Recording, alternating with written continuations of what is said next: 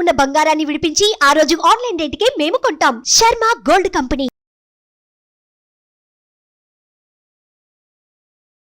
నమస్కారం, welcome to Suman TV. ఈ క్రోధి నామ సంవత్సరంలో 27 నక్షత్రాల్లో జన్మించిన వారికి ఎలాంటి ఫలితాలు ఉండబోతున్నాయి, అలాగే వారు చేసుకోవాల్సిన పరిహారాలు ఏమిటి, వీటి గురించి వివరించేందుకు ప్రస్తుతం మనతో పాటు ఉన్నారు ప్రముఖ జ్యోతిష్యులు, తంత్రశాస్త్ర కోవిదులు డాక్టర్ ప్రదీప్ జోషి గారు. వారితో మాట్లాడి మరిన్ని విషయాలు తెలుసుకుందాం. గురుగారు నమస్కారం అండి. శ్రీమాత్రే. గురుగారు, ఈ క్రోధి నామ సంవత్సరంలో వివిధ నక్షత్రాల వారికి ఎలా ఉందో తెలుసుకోవాలనుకున్నాం. ఎందుకంటే మీ ప్రత్యేకతే అది. రాసుల వారికి చెప్పటము ఏ రాశికి ఎలా ఉంది ఈ సంవత్సరం అనేది ప్రతినిత్యం చాలా మంది నుంచి మనం వింటూ ఉన్నాం, ఎన్నో వీడియోస్ ఇప్పుడు చూస్తూ ఉన్నాం. కానీ ప్రత్యేకించి సంవత్సరం, నూతన సంవత్సరంలో ఏ నక్షత్రాల వారికి ఏ విధంగా ఉండబోతుంది అనేది వివరిస్తారా? నక్షత్ర ఫలితములు ఉంటాయి. ఒకటి మనం గుర్తుపెట్టుకోవాలి, చాలా మందికి వాళ్ళ జన్మ నక్షత్రం ఏందో కూడా వాళ్ళకి తెలియదు. మీ పేరు? గీతాంజలి. గీతాంజలి. గీతాంజలి అంటే గాగి గూగే ధనిష్టా నక్షత్రము. గాగి అంటే రెండో అక్షరము, ధనిష్టా నక్షత్రం రెండో అక్షరం కాబట్టి మీది మకర రాశి అని చెప్పేస్తారు. కానీ ఇది కాదు. గీతాంజలి డేట్ ఆఫ్ బర్త్ బట్టి ఆమె date of birth, time, place ఇదన్నీ కూడా ఏ రోజు పుట్టారు, ఏ సమయంలో పుట్టారు, ఏ ప్రదేశంలో పుట్టారు, దీని మీద గణన వేసుకుంటే ఆ రోజుటి గ్రహస్థితి బట్టి ఆ రోజు చంద్రుడు ఏ నక్షత్రంలో ఉంటే అది మీ జన్మ నక్షత్రం అవుతుంది. గీతాంజలి అనే పేరు మీద మీది ధనిష్టా నక్షత్రం రెండో పాదం మకర రాశి, మీకు ఏళ్ళనాటి శని ఉందని చెప్తే దెబ్బకి భయపడిపోతారు. ఎందుకోసం అంటే అది మీ జాతకం కాదు. గీతాంజలి అని చాలా మంది పేర్లు ఉంటాయి, మరి అందరికీ ఏళ్ళనాటి శని ఉన్నట్ట కాదు కదా. కాబట్టి మీ జన్మ నక్షత్రం ఇంపార్టెంట్. ఇప్పుడు నేను చెప్పేది ఏది జన్మ నక్షత్రం, నామ నక్షత్రము కాదు. నామ నక్షత్రం వేరు, జన్మ నక్షత్రం వేరు. నామ నక్షత్రానికి ఏ రాశి ఫలాలు గాని ఏ గోచార ఫలితాలు గాని వర్తించవు. పేరు పేరే, పేరులో కొంచెం బలం ఉండాలి, అంతకుమించి ఏం లేదు. అది న్యూమరాలజీ అనుకోండి. నేను చెప్పేటువంటి పరీక్ష ఏవైతే నక్షత్ర ఫలితాలు ఏవైతే ఉన్నాయో ఇవి జన్మ నక్షత్రం అయితే తెలుసుకోవాలి. మీ జన్మ నక్షత్రం మీకు తెలియదంటే నా వెబ్సైట్కి విజిట్ అవ్వండి. అక్కడ మీ date of birth, time, place అన్ని కూడా ఎంటర్ చేయండి. మీకు మీ యొక్క జాతకం మీకు ఈమెయిల్లో PDF రూపంలో వస్తుంది. ఇది 500 పేజీలకు పైగా వస్తుంది. డే టు డే రిపోర్ట్ తో సహా వస్తుంది. అంటే ఈ రోజు ఏం జరగబోతుంది, రేపు ఏం జరగబోతుంది అనేది సూచన ప్రాయంగా డే టు డే రిపోర్ట్ తో సహా వస్తుంది. సో అది మీరు స్వీకరించవచ్చు. మీ జన్మ నక్షత్రం అక్కడి నుంచి తెలుసుకోండి. పేర్లను బట్టి ఇప్పుడు శ్రీనివాస్ అని పేరు ఉంటుంది, అందరు తులారాశి అని చెప్పేస్తారు. కాదు. ఇప్పుడు వెంకటేష్ అంటారు, వేవో కాకి మృగశిర నక్షత్రము అంటే ఇది మిథున రాశి అని చెప్పేస్తారు. కాదు. సో ఇలా పేరును బట్టి మీరు రాశులు చెప్పుకోకండి, నక్షత్రాలు చెప్పుకోకండి, దాని ఫలితాలు ఉండవు. సో ఇప్పుడు ఈ సంవత్సరము క్రోధినామ సంవత్సరంలో ఒక్కొక్క నక్షత్రం వారికి ఎలా ఫలితాలు ఉన్నాయో చెప్తాను. అందరూ జాగ్రత్తగా వినండి. మీ జన్మ నక్షత్రాన్ని బట్టి మీరు నోట్స్ రాసుకోండి. 27 నక్షత్రాలు. 27 నక్షత్రం. మొదటిది అశ్విని నక్షత్రం వారికి ఈ క్రోధినామ సంవత్సరంలో ఏ విధంగా ఉండబోతుంది అంటారు? అశ్విని నక్షత్రం. అశ్విని నక్షత్రం మేషరాశి లోపలికి వస్తుంది. ఈ సంవత్సరము అశ్విని నక్షత్ర జాతకులు అదృష్టవంతులు, వితౌట్ ఎనీ డౌట్. వీళ్ళు మహాద్భుతమైన అదృష్టవంతులు. వీళ్ళకి బాగా కలిసి వస్తుంది. సరికొత్తమైనటువంటి అవకాశాలు వస్తాయి. ఆలోచన విధానం మారుతుంది. అయితే నేను అశ్విని నక్షత్రం వారికి చెప్పేది ఏంటంటే, మీరు ఎక్కడైతే ఈ లాస్ట్ ఇయర్ అంతా కూడా ఉండి మీ జీవితంలో ప్రోగ్రెసివ్ రాలేదో ఆ ప్లేస్ వదిలేయండి. అంటే ఇల్లు ఏమైనా ఉంటే ఇల్లు మారండి.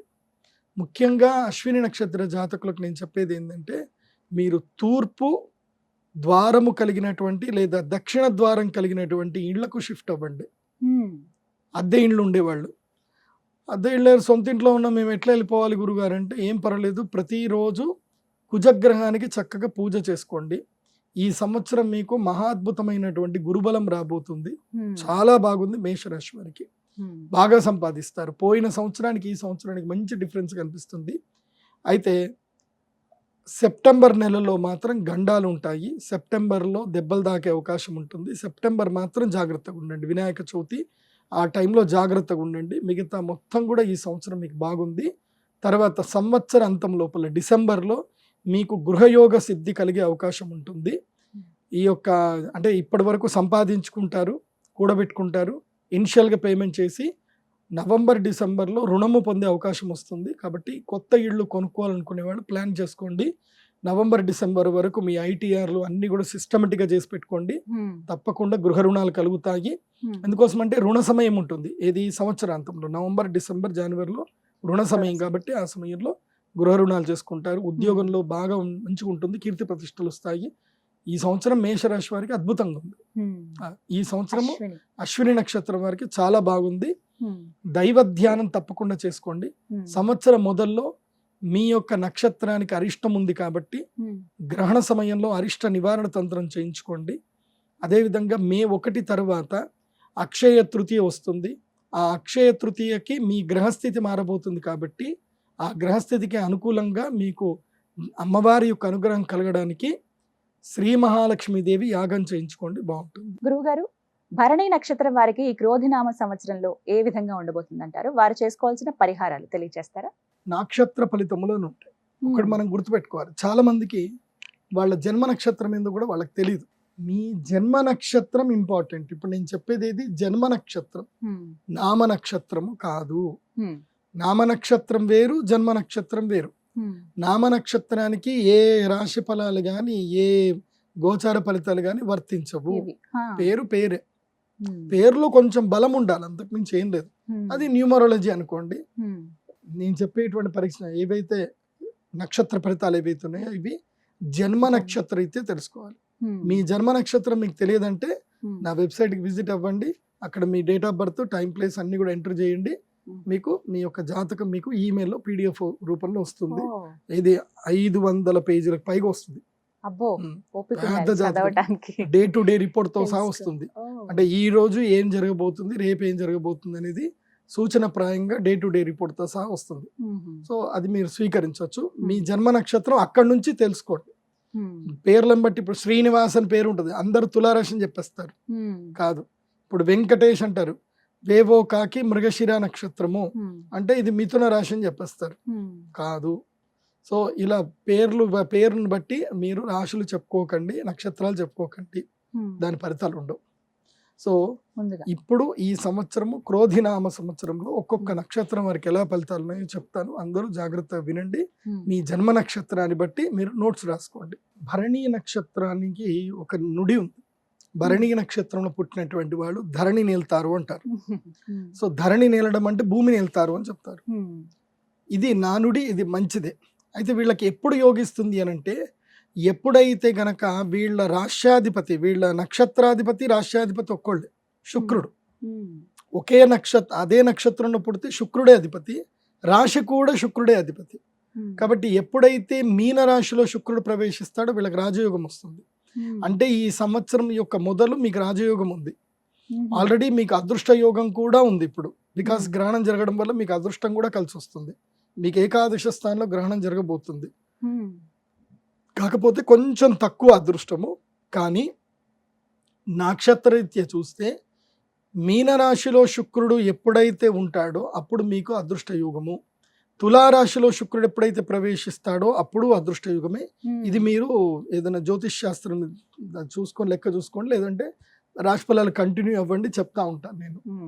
అయితే ఈ సంవత్సరము వీరికి భరణి నక్షత్రం వాళ్ళకి ఎవరైతే గనక ఏజ్ 18 సంవత్సరాల నుంచి మొదలు 52 సంవత్సరాలు 54 సంవత్సరాల వరకు ఎవరైతే ఉన్నారో వీరందరికీ రాజయోగం ఈ సంవత్సరం. మహా అద్భుతమైన రాజయోగం ఉంది. ఆకర్షణ యోగ సిద్ధి కలుగుతుంది. మీరు ఎక్కడికి వెళ్ళినా ఏది మాట్లాడినా అందరూ కూడా వింటారు. Financial deals కుదురుతాయి. మధ్యవర్తిత్వ వ్యవహారాలు సక్సెస్ఫుల్గా జరుగుతాయి. విదేశీ యోగం గురించి ప్రయత్నం చేసే వాళ్ళకి సక్సెస్ఫుల్గా ఉంటుంది. ఉద్యోగం పోతుంది, అది మంచిదికే, అది చెడుకేం కాదు.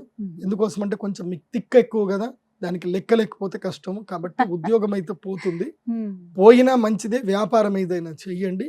ఈ సంవత్సరం భరణి నక్షత్రం వారికి అదృష్ట కాలము.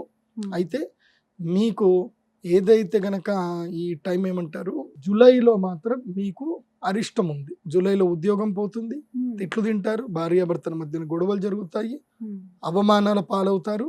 ఆ తర్వాత ధన నష్టం కూడా జరుగుతుంది. కాబట్టి జూలై ఆషాఢ మాసం జాగ్రత్తగా ఉండాలి. నోరు జారకండి భరణి నక్షత్రం వారు. తల పొగురు కాస్త తగ్గించండి భరణి నక్షత్రం వారు. కేవలం సంపాదన మీద కాన్సన్ట్రేషన్ చేయండి. ఎమోషన్స్ మీద కానివ్వండి, అదేవిధంగా రెప్యుటేషన్ మీద కానివ్వండి వెళ్ళకండి. రెప్యుటేషన్ గురించి కానీ ఎమోషన్స్ గురించి పోయారనుకోండి నష్టమే తప్ప లాభం ఉండదు. అవి ఎక్కువ పట్టించుకోకండి. డబ్బు సంపాదించడం మీద కాన్సన్ట్రేషన్ చేయండి. ఇది ధనయోగానికి సంబంధించిన అదృష్ట సంవత్సరం కాబట్టి భరణి నక్షత్రం అది చేసుకోండి. అయితే ఈ భరణి నక్షత్రం వారికి అరిష్టాలు రావద్దు అంటే ఎస్, ఫస్ట్ సూర్యగ్రహణ ప్రభావం అయితే మీకుంది. గ్రహణానికి అరిష్ట నివారణ తంత్రం చేయించుకోండి. అలాగే మీకు గురుగ్రహం మీ యొక్క రాశికి కూడా, మీది మేషరాశిలో వస్తుంది కాబట్టి మీ రాశి వారికి గురుగ్రహం కూడా మే 1వ తారీఖు తర్వాత మారి మీకు ద్వితీయ స్థానంకి వస్తాడు, లాభాలు కలిగిస్తాడు. కానీ అరిష్టాలు కూడా ఉంటాయి కదా, ఆ అరిష్టాలు పోవాలి అని అంటే మాత్రం మీరు తప్పకుండా అక్షయ తృతీయ రోజున శ్రీ మహాలక్ష్మి యాగం చేయించుకోండి. మీకు అన్ని బాగా కలిసి వస్తాయి. లేదంటే కుంభాభిషేకం అయినా చేయండి మీ చేతుట అమ్మవారికి. చక్కగా వివరించారండి. నమస్కారం. శ్రీమాత్రి. సుమన్ టీవీలో మీ పర్సనల్ అండ్ బిజినెస్ ప్రమోషన్స్ కోసం కింది నెంబర్కి కాంటాక్ట్ చేయండి.